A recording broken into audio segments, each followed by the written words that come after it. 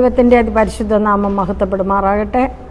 ഒരു പുതിയ മാസത്തിൻ്റെ ഒരു പുതിയ പ്രഭാതത്തിലായിരിക്കുവാൻ വലിയവനായ ദൈവം ആയുസിൻ്റെ ഒരു ദിവസത്തിൽ കൂടെ ജീവിക്കുവാൻ തന്ന കൃപയെ ഓർത്ത് കർത്താവിനെ സ്തുതിക്കുന്നു. ഇന്ന് പ്രഭാതത്തിൽ പ്രഭാത ജാഗരണ വിഷയമായിട്ട് മന്നയായിട്ട് നമുക്ക് നൽകപ്പെട്ട വചനം വെളിപ്പാട് പുസ്തകം 9-ാം അധ്യായം അതിൻ്റെ 2-ാം വാക്യമാണ്. കഴിഞ്ഞ ദിവസം 9-ാം അധ്യായം 1-ാം വാക്യത്തിൽ 5-ാം ദൂതൻ ഊതിയപ്പോൾ സംഭവിച്ചതായ കാര്യത്തെക്കുറിച്ച് നാം പഠിക്കുകയുണ്ടായി. എന്നാൽ ഇന്ന് അവിടെ എന്താണ് സംഭവിച്ചതെന്ന് ഈ വാക്യത്തിൽ വളരെ വ്യക്തമാക്കുകയാണ്. അവൻ അഗാധ കൂപം തുറന്നപ്പോൾ ഉടനെ പെരിഞ്ചൂളയിലെ പുക പോലെ കൂപത്തിൽ നിന്ന് പുക പൊങ്ങി. കൂപത്തിൻ്റെ പുകയാൽ സൂര്യനും ആകാശവും ഇരുണ്ടുപോയി. വെളിപ്പാട് പുസ്തകം 9-ാം അധ്യായം 2-ാം വാക്യം.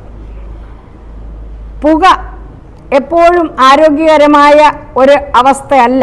നമുക്ക് ശ്വസനത്തെ വളരെയേറെ തടസ്സപ്പെടുത്തുന്ന ഒരു കാര്യമാണ് പുകയെക്കുറിച്ച് നാം പഠിക്കുന്നത്. അതായത് ആരോഗ്യകരമായ അപകടങ്ങളെക്കുറിച്ച് പൊതുജനങ്ങളെ ബോധവൽക്കരിക്കുവാൻ തക്കവണ്ണം സഹായിക്കുന്ന അനേക കാര്യങ്ങളുണ്ട്. നമ്മുടെ വായു മലിനീകരണത്തെ കുറിച്ച് ബോധവാന്മാരാക്കുന്ന പ്രധാനപ്പെട്ട ഒരു കാര്യമാണ് എയർ ക്വാളിറ്റി ഇൻഡെക്സ് എന്ന് പറയുന്നതായ മലിനീകരണമായ വായുവാണോ ഇല്ലയോ എന്ന് അളന്ന് മനുഷ്യർക്ക് പറഞ്ഞു കൊടുക്കുന്നത്. അത് നല്ല വായുവാണെങ്കിൽ ആ എയർ ക്വാളിറ്റി ഇൻഡെക്സ് കാണിക്കുന്നത് 0 തൊട്ട് 50 വരെയുള്ള 50 വരെയുള്ളത് കാണിക്കുകയാണെങ്കിൽ അപകട സാധ്യത ഇല്ലാത്ത വായുവാണ്, തൃപ്തികരമായ വായുവാണ്.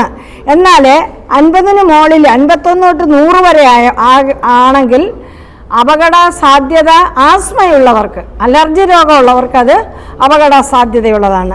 എന്നാൽ 2020 ഇന്ന് നാം ഈ ഡൽഹി പോലെയുള്ള, കൽക്കട്ട പോലെയുള്ളതായ വൻ നഗരങ്ങളിലെ ഈ എയർ ക്വാളിറ്റി ഇൻഡെക്സ് നോക്കിയാൽ ഏതാണ്ട് 500-ന് മുകളിൽ എത്തി നിൽക്കുന്നതായ ഒരു കാര്യമാണ്. വായു മലിനീകരണത്തിൻ്റെ കാര്യം നമുക്ക് കാണുവാൻ തക്കവണ്ണം കഴിയും. അപ്പം ഇന്നത്തെ ആ വാക്യത്തിൽ അഗാധ കൂപത്തിൻ്റെ തുറന്ന ഉടനെ ആ പെരിഞ്ചൂളയിലെ പുക പോലെ കൂപത്തിൽ നിന്ന് പുക പൊങ്ങുന്നത് കണ്ടുവെന്ന് ദൈവത്തിൻ്റെ ദാസൻ ഇവിടെ രേഖപ്പെടുത്തിയായിരിക്കണം. ഇങ്ങനെ പുക പൊങ്ങുന്ന ഒരനുഭവം ഇന്ന് നമ്മുടെ നാട്ടിൽ വളരെ കാഴ്ചയല്ലാത്ത ഒരു കാര്യമാണ്. എന്നാൽ ഫാക്ടറികളൊക്കെ ഉള്ളിടത്ത് ഇത് വളരെ വ്യക്തമായിട്ട് നമുക്ക് മനസ്സിലാക്കുവാൻ തക്കവണ്ണം കഴിയും. ഈ 5-ാമത്തെ കാഹളത്തിൻ്റെ ആപത്ത് എത്ര വലിയതാണ് എന്നാണ് ഈ പുക പൊങ്ങിയതിലൂടെ നമുക്ക് കാണുവാൻ തക്കവണ്ണം കഴിയുന്നത്. ഈ പുകയുടെ ആ ഉയർച്ച കൊണ്ട് സൂര്യനും ആകാശം ഇരുണ്ടുപോയി എന്നാണ് ദൈവത്തിൻ്റെ വചനത്തിൽ ഇവിടെ നമുക്ക് മനസ്സിലാക്കുവാൻ തക്കവണ്ണം കഴിയുന്നത്. ഉൽപ്പത്തി പുസ്തകം നാം വായിക്കുമ്പോൾ അവിടെ ഉൽപ്പത്തി 19-28 സോദോം ഗോമോറ നശിപ്പിച്ചപ്പോൾ അതിൻ്റെ പുക ഇതേപോലെ പൊങ്ങിയതായിട്ട് നമ്മളവിടെ വായിക്കുന്നുണ്ട്. അപ്പം അഗാധത്തിൽ നിന്നുള്ള ഈ പുകയുടെ ഫലമെന്ന് പറയുന്നത് എന്താണ് യഥാർത്ഥത്തിൽ? ഇത് പ്രവചനത്തിൽ എന്താണ് എന്ന് നാം പഠിക്കുമ്പോൾ സാത്താൻ്റെ വഞ്ചന പ്രവർത്തികളാണ്. കർത്താവിൻ്റെ സത്യപ്രവർത്തികളെ അത് ഇല്ലാതെയാക്കുവാനും മറയ്ക്കുവാനും തക്കവണ്ണം സാത്താൻ കൊണ്ടുവന്നിരിക്കുന്നതായ ചില പ്രവർത്തികൾ ഉദ്ദേശിച്ചുള്ളതാണെന്ന് വേദപുസ്തകം നമുക്ക് മനസ്സിലാക്കി തരികയാണ്. എന്നാൽ ഇതിനൊരു ന്യായവിധിയുണ്ട്. ന്യായവിധി എന്ന് പറയുന്നത് എന്താണ്? ലോകത്തിൽ ദൈവം ഒരു ന്യായവിധി വെച്ചിട്ടുണ്ട്. ന്യായവിധി എന്ന് പറഞ്ഞാൽ എന്താണ്? വെളിച്ചം ലോകത്തിൽ വന്നിട്ടും മനുഷ്യരുടെ പ്രവർത്തികൾ ഇരുട്ടും ദോഷവും ഉള്ളതായിട്ട് അവരെ വെളിച്ചത്തെ ഏറ്റെടുക്കാതെ ദുഷ്ടതയെ പിന്തുടരുന്ന ഒരു തലമുറയെ ദൈവം നശിപ്പിക്കുന്നതാണ് ന്യായവിധി എന്ന് ഉദ്ദേശിച്ചിരിക്കുന്നത്. അതുകൊണ്ട് അപ്പോസ്തലനായ പൗലോസ് ഇങ്ങനെ പറയുന്നു, അവൻ്റെ വേലയെന്ന് പറയുന്നത് ജനത്തിൻ്റെ കണ്ണുകളെ തുറക്കുക, അവരെ ഇരുളിൽ നിന്ന് വെളിച്ചത്തിലേക്കും സാത്താൻ്റെ അധികാരത്തിൽ നിന്ന് ദൈവത്തിങ്കിലേക്കും തിരിക്കുക എന്നുള്ളതാണ്. ദൈവത്തിൻ്റെ പ്രവൃത്തി പാപത്തിൻ്റെ ഹരാളഹസ്തങ്ങളിൽ പിടിപെട്ടവർക്ക് അവരെ ആ അന്ധകാരത്തിൻ്റെ അനുഭവത്തിൽ നിന്ന്, ഇരുട്ടിൻ്റെ അനുഭവത്തിൽ നിന്ന്, പാപത്തിൻ്റെ ചങ്ങലയിൽ നിന്ന് അവരെ വിടുവിച്ച് വെളിച്ചത്തിലേക്കും സൽപ്രവൃത്തിയിലേക്കും നടത്തുക എന്നുള്ളതാണ്.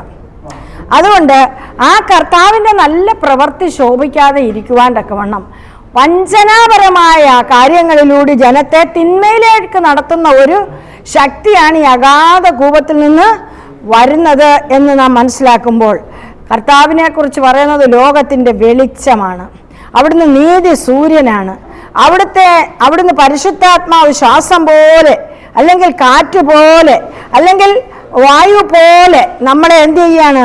നന്മയിലേക്ക് നടത്തുകയാണ് നമ്മുടെ ചിന്തകളെ. എന്നാൽ അഞ്ചാമത്തെ കാഹളത്തിൻ്റെ സമയം നോക്കുമ്പോൾ സൂര്യനും വായുവും എല്ലാം മലിനീമസമായി തീർന്ന ഒരു അനുഭവമാണ്. അതായത് അഗാധകൂപത്തിൻ്റെ ആ താക്കോല് കിട്ടിയ ആ അഗാധകൂപം അഴിച്ചു വിടുകയാണ്. കർത്താവിൻ്റെ രക്ഷാകരമായ സുവിശേഷത്തെയും സത്യത്തിലേക്കുള്ള പരിശുദ്ധാത്മാവിൻ്റെ പാതയെയും അടച്ചു കളയുവാൻ തക്കവണ്ണം വന്ന ഒരു എതിർ ശക്തിയാണ് ഈ അഗാധകൂപത്തിൽ നിന്നും അഞ്ചാമത്തെ കാഹളത്തിൻ്റെ സമയത്ത് പുറപ്പെട്ടതെന്ന് നമുക്ക് മനസ്സിലാക്കാം. തുടർന്നുള്ള ദിവസങ്ങളിൽ ഈ ശക്തി ആരാണെന്ന് നമുക്ക് വെളിപ്പെടുത്തി തരുമ്പോൾ ഈ പ്രഭാതത്തിൽ ഈ പുക, ഈ ശ്വസിക്കുവാൻ കഴിയാത്ത, സത്യത്തെ ഗ്രഹിക്കുവാൻ കഴിയാത്ത ഈ അന്ധകാര ശക്തിയുടെ പ്രവൃത്തികളെ ദൈവത്തിൻ്റെ കുഞ്ഞുങ്ങൾ മനസ്സിലാക്കുവാൻ തക്കവണ്ണം ദൈവം നമുക്ക് വെളിപ്പെടുത്തിയിരിക്കുന്ന സത്യ വെളിച്ചത്തിൽ നമ്മുടെ ശ്രദ്ധ കേന്ദ്രീകരിക്കുവാൻ കർത്താവിൻ്റെ വചനവുമായി പ്രാർത്ഥനയുടെ നല്ല അനുഭവം പ്രാപിച്ച് ആ ന്യായവിധിയിൽ നാം ഒഴിവുള്ളവരാകുവാൻ കർത്താവിൻ്റെ ആത്മാവ് നമ്മളെ സഹായിക്കുമാറാകട്ടെ. അവിടുന്ന് നടത്തുന്ന വിധങ്ങളും അവിടുന്ന് തരുന്ന അതിശയമാർന്ന വചനങ്ങളും നമ്മുടെ വീണ്ടെടുപ്പിന് വേണ്ടിയുള്ളതാണെന്ന് ഗ്രഹിച്ചുകൊണ്ട് കർത്താവിൻ്റെ പാദപീഠത്തിൽ നമ്മെ സമ്പൂർണ്ണമായി സമർപ്പിക്കാം. അവിടുത്തെ രക്തത്താൽ പൂർണ്ണമായും കഴുകപ്പെട്ടവരായി വിശുദ്ധിയുടെ നല്ല മുദ്രയേറ്റവരായി ജീവിക്കുവാൻ ഈ പ്രഭാതകാലത്തിൽ ദൈവം നമ്മളെ അനുഗ്രഹിക്കട്ടെ എന്ന് പ്രാർത്ഥിക്കുന്നു. കർത്താവിൻ്റെ കൃപയാലെ ഓരോ വ്യക്തികളും നിറയപ്പെടുമ്പോൾ അന്ധകാരത്തിൻ്റെ ശക്തിക്ക് നമ്മുടെ മേലൊരു അധികാരവുമില്ല എന്ന് വെളിപ്പെടും. അതുകൊണ്ട് ദൈവം നമ്മളെ അതിനായിട്ട് കാത്തുകൊള്ളട്ടെ, അനുഗ്രഹിക്കട്ടെ, വചനത്തിൻ്റെ ശക്തി അയച്ച് നമ്മളെ കാത്തുകൊള്ളട്ടെ എന്ന് പ്രാർത്ഥിക്കുന്നു. ഒരു വാക്ക് പ്രാർത്ഥിക്കാം. കരുണയുള്ള ദൈവമേ, സ്വർഗ്ഗീയ പിതാവേ, അനുഗ്രഹമേറിയ ഒരു വചനം തന്ന അടിയങ്ങളെ ബലപ്പെടുത്തിയത് കൊണ്ട് സ്തോത്രം. കർത്താവെ, വരുന്ന പരീക്ഷാകാലത്ത് സാത്താൻ്റെ സകല വഞ്ചനകളോടും കൂടി അടിയങ്ങളുടെ അടുത്ത് വരുമ്പോൾ അവിടുത്തെ വചനത്തിൻ്റെ ശക്തിയാൽ അവിടുന്ന് സാത്താനെ നേരിട്ടതുപോലെ വചനത്തിൻ്റെ അത്യന്ത ശക്തിയാൽ നിറയപ്പെട്ടവരായി തീരുവാൻ ഞങ്ങളെ ഒരുക്കി സഹായിക്കണമേ എന്ന് പ്രാർത്ഥിക്കുന്നു. ഈ ദിനങ്ങളിൽ തരുന്ന എല്ലാ വചനങ്ങളെ ഓർത്ത് നന്ദി പറയുന്നു കർത്താവെ. നല്ല കാഴ്ചപ്പാടുള്ളവരായി, ദൈവവചനത്തിൽ വേരൂന്നിയവരായി, കർത്താവിനാൽ അവിടുത്തെ രക്തത്താൽ വിശുദ്ധീകരിക്കപ്പെട്ടവരായി ഈ അന്ത്യകാലത്ത് വെളിച്ചങ്ങളായി മറ്റുള്ളവരെ ഇരുട്ടിൽ നിന്ന് വിടുവിക്കുവാൻ ഏഴകളായ അടിയങ്ങൾക്ക് അവിടുത്തെ കൃപ പകരണമെന്ന് ഞങ്ങൾക്കായി വേഗം വരുന്ന യേശുവിൻ്റെ നാമത്തിൽ താഴ്മയായി ചോദിക്കുന്നു. പ്രാർത്ഥന കേൾക്കണമേ നല്ല പിതാവേ, ആമേൻ. എല്ലാവർക്കും ഒരു നല്ല ദിവസം ആശംസിക്കുന്നു. ദൈവം നമ്മെ ശക്തമായി അനുഗ്രഹിക്കട്ടെ. ആമേൻ.